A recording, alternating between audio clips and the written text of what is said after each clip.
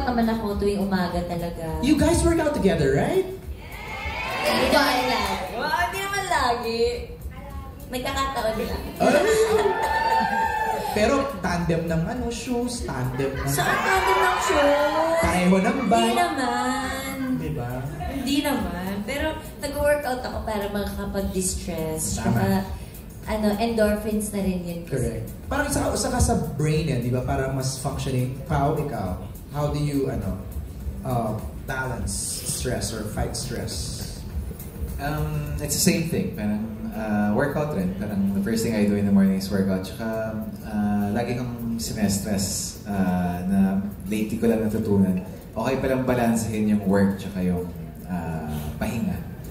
Ayan. Kailangan hinahanapan talaga ng tamang balance para makaiwas sa stress. Agree. What advice would you give, Pao, to people going through heartbreak?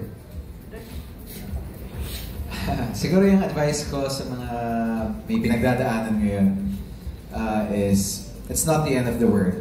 Parang minsan iniisip natin katapusan na ng lahat, pero habang pinagpapatuloy natin yung buhay natin, mas nagkakaroon tayo ng mas nakakahanap tayo ng mga mas mabubuting at mas magagandang mga bagay na dumarating sa buhay natin. So, it's not the end of the world, and there's always something to look forward to. Saka just go through it, no? Parang kung heartbreak, sige, sulking sadness, di ba? Tapos after nun, laban lang. Ika nga ni Wilma. Ito maganda, from John Buenon of kumagkao.com for Kim. Kim, you and Pao are very experienced now when it comes to love. What do you think is the reason why people should not give up on it and still have a relationship? Grabe naman yung sobrang experience na parang ilang naman jowa akong dalawa lang sila. Uy, walang comparison. Pero, ano nga ba yung tanong? What do you think is the reason why people should not give up on love? That's right. Kasi, di ba, love naman ay isang bagay na nararamdaman natin na hindi siya nabibili, tsaka hindi siya nabibigay. Di ba, kahit sobrang trabaho mo, sobrang mabait kang tao, hindi naman siya kusang binibigay, ini-experience siya. Tsaka part siya ng pagkatao natin, na kapag nagmahal tayo, masaya tayo, kapag nagmahal tayo, malungkot tayo. Ang daming nabibigay sa atin na emotions that makes us human. So, Lord,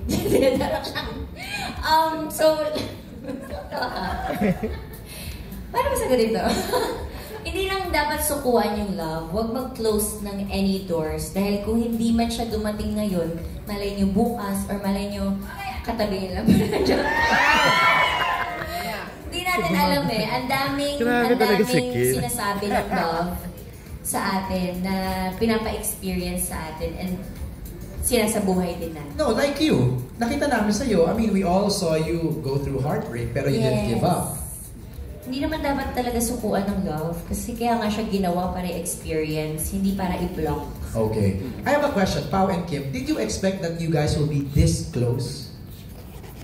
Di ko nga alam, mga katrabaho ko to sa 18 years sa industry.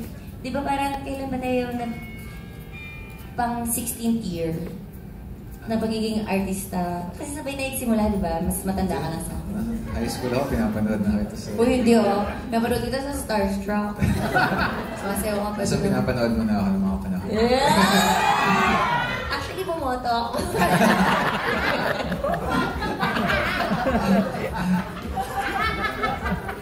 Nawala ako. Nawala din ako. Mag-disappear na tayo.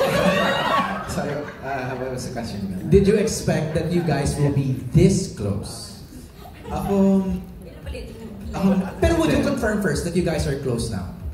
I would say yes after two projects. Okay. But I never did. I never expected me to... Actually, hindi ko nga alam na makakatrabaho pa si Kim. But you manifested it. I wanted to work with her.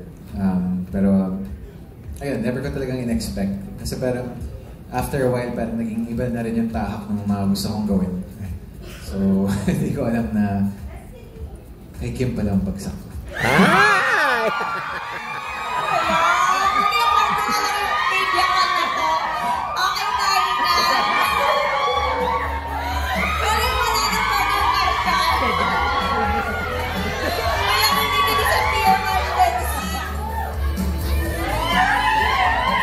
You haven't answered it.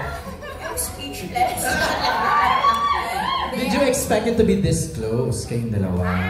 Hindi talaga. Kasi hindi ko alam paano ko siya kakausapin eh. Saka alam mo, Kim, kaya ako tanong Parang yun. layo talaga eh. Nagbabacktrack sa mind ko yung dynamics nyo, body language nyo nung linlang. Grabe naman. Tapos, hindi, kasi nga nai-interview ko kayo eh. So nakikita ko yung parang dati, parang medyo ilang pa. Pero ngayon, hampasan, hawakan. Yes. Yes. Diba? Nag-workout together. Grabe naman. Adjust baon. Adjust acting. So, Paano ko sasagutin yun? hindi ko alam, be. Depende kasi Lusutan mo yan. Tatlong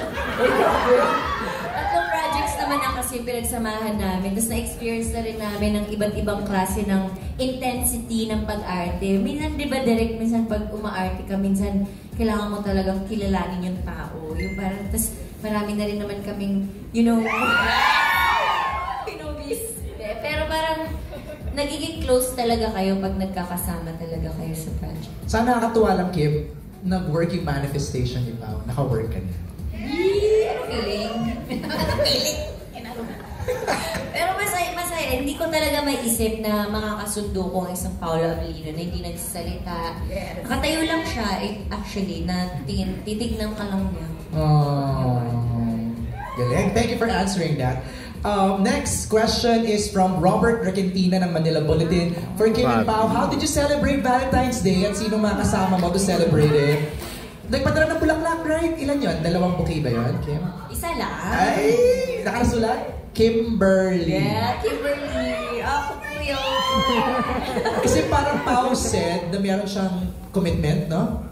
To the power. Sinerenade ko yung people of Negros Province. That's right. Pero you made sure before you left that the flowers arrive early in the morning.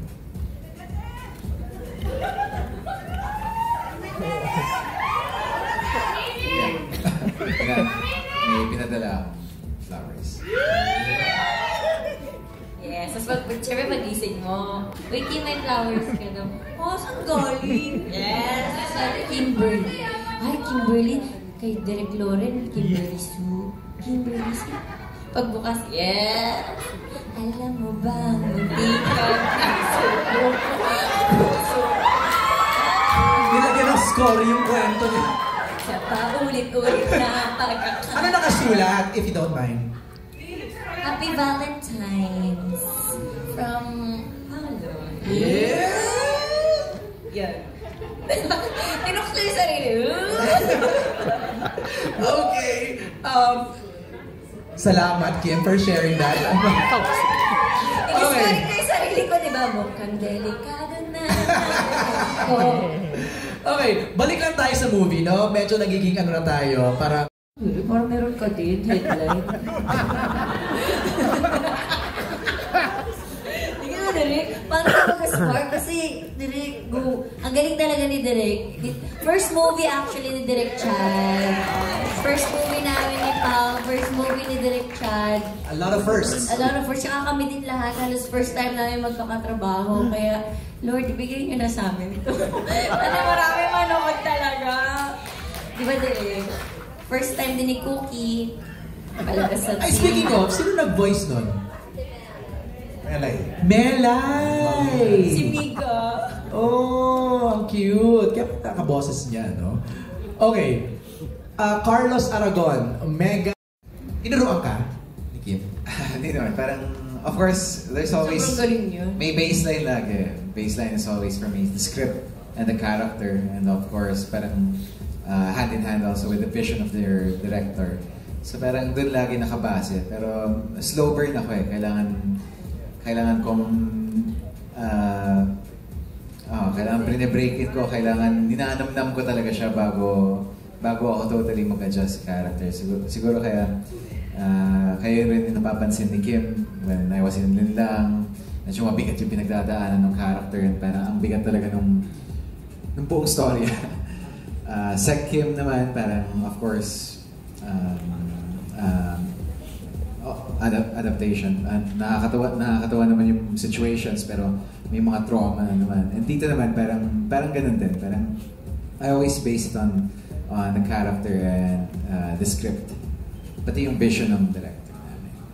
Thanks, pal. Now, for Kim, since rom-com is your genre, what more can Kim offer as Sari that we haven't seen before? Grabe naman yung genre ko, rom-com. Pero ito na ata pinakamahirap na rom-com na nagawa ko. Direct, diba? Sinasabi nila, Carmi, ang galing mo daw. Hello! Sobrang hirap, honestly. Pero sinasabi ko talaga minsan kay Direk, kinakabahan ako lagi pag tumutungtong ako ng set. Kasi minsan, rom-com ba ito? Sandali lang! Tapos magpapatawa, magpapaano. So, ang dami-daming emotions ng movie na to. And, ano siya, mature rom-com na nakakatawa, maraming pagpupulutan ng aral, and at the same time, susuntukin ka ng realidad ng buhay pagdating sa pag-ibig. Yung gano'n, yung parang ako pa nga lang nabibigatan na ako paano pa pag yun nanonood. So parang ang dami kong natutunan as Sari at i-apply ko as Kim Chiu pagdating sa pagmamahal na iba pala ang love, ang lalim ng love, ang daming hinihingi ng love. I think yung dilemma naman nun, parang yung dilemma niya very true to her age. Pero lahat ng age group makaka-relate doon dahil yun talaga yung mga pinagdadaanan ng mga babae. Actually, nakakatawa siya kung mapapanood nila pero at the same time, alam mo yung may konting kurot kahit masaya yung nangyayari. Parang what I'm getting, Patrick and Isabella, sa sinasabi ni Kim sa kanila